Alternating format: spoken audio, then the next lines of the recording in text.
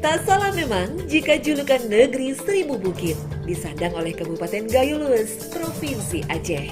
Sejauh mata memandang, tanah perbukitan yang indah senantiasa memanjakan mata.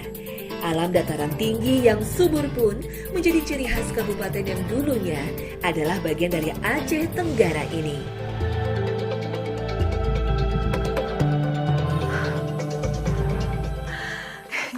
Ini nih, cantik banget pemandangan di gugusan Bukit Barisan nih.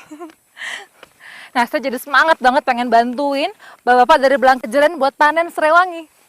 Kalau biasanya kan Aceh terkenal dengan kopi. Kalau di sini, nih, serewangi jadi primadonanya. Serewangi tumbuh subur di tanah Gayo Lues. Di 11 kecamatan, hamparan tanaman Simbopogo nardus ini bahkan tampak rimbun. Diperkirakan puluhan tahun sudah serewangi tumbuh sebagai tanaman sambilan. Artinya tumbuh liar tanpa perawatan khusus. Namun sejak 2002, tanaman berbau harum ini mulai dimanfaatkan sebagai pembangkit ekonomi warga. Tanah Gayo Lues ini yang berpasir, terus curam berbukit, ini nih yang paling cocok buat pertumbuhan sereh. Tapi secara kasat mata memang agak susah membedakan mana yang serai dapur atau serai bumbu sama serai wangi.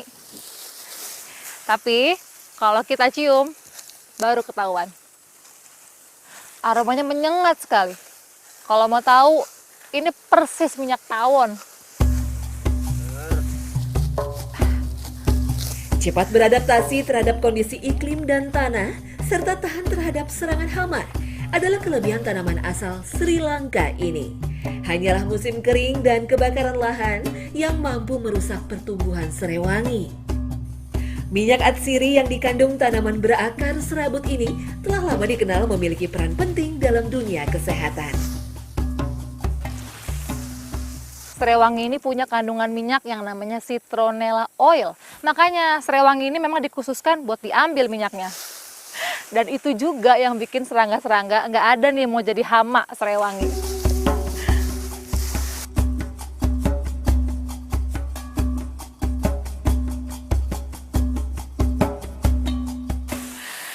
Nih ya, biasanya kalau bikin minyak pala atau minyak nilam, itu bahan utamanya mesti dijemur dulu buat ngurangin kadar air.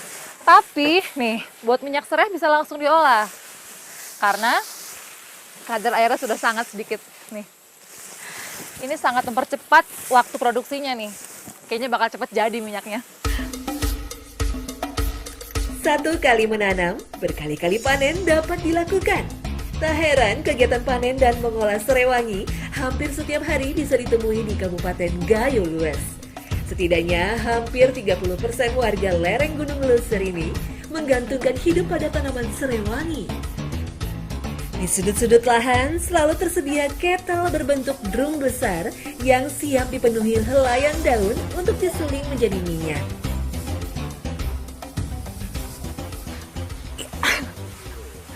Tadi kelihatannya ya, udah penuh tongnya. Tapi ternyata setelah saya injak, muat banyak.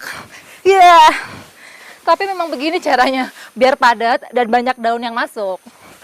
Lagi bang, masih muat bang?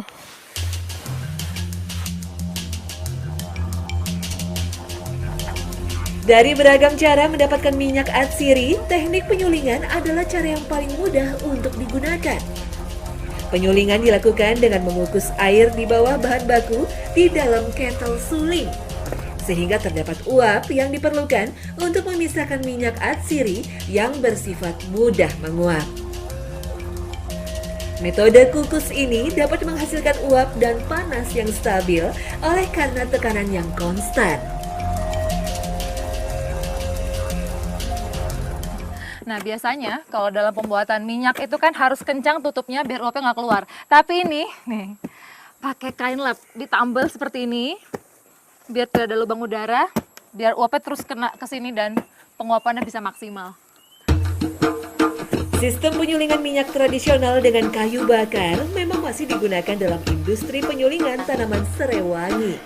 Walau sederhana, namun cara ini mampu menghasilkan minyak esensial sebanyak 3 ton selama sepekan di Kabupaten Gayo Lues.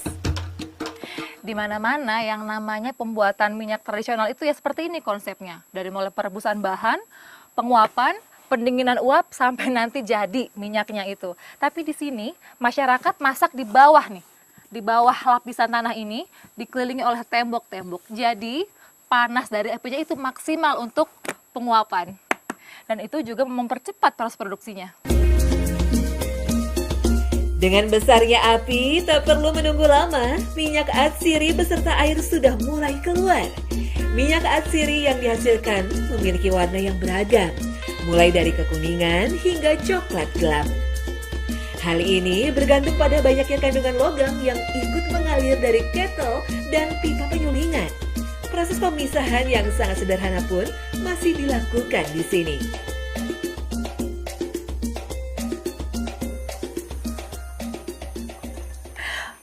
Udah keluar di minyaknya. Wanginya semerbak di mana-mana. Tapi ya, saya hitung nih waktunya dari mulai ambil bahan sampai keluar minyak itu cuma 30 sampai 40 menit. Jadi cepat sekali prosesnya.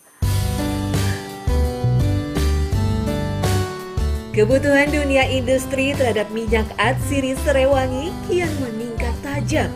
Bukan hanya sebagai bahan baku minyak gosok, namun ekstrak minyak ini juga digunakan sebagai bahan campuran sabun hingga produk anti serangga. Sejak tahun 2009 hingga kini, harga minyak serai di Gayo Lues tak pernah mengalami penurunan. Justru semerbak Serewangi Tanah Gayo ini terus diburu hingga ke mancanegara.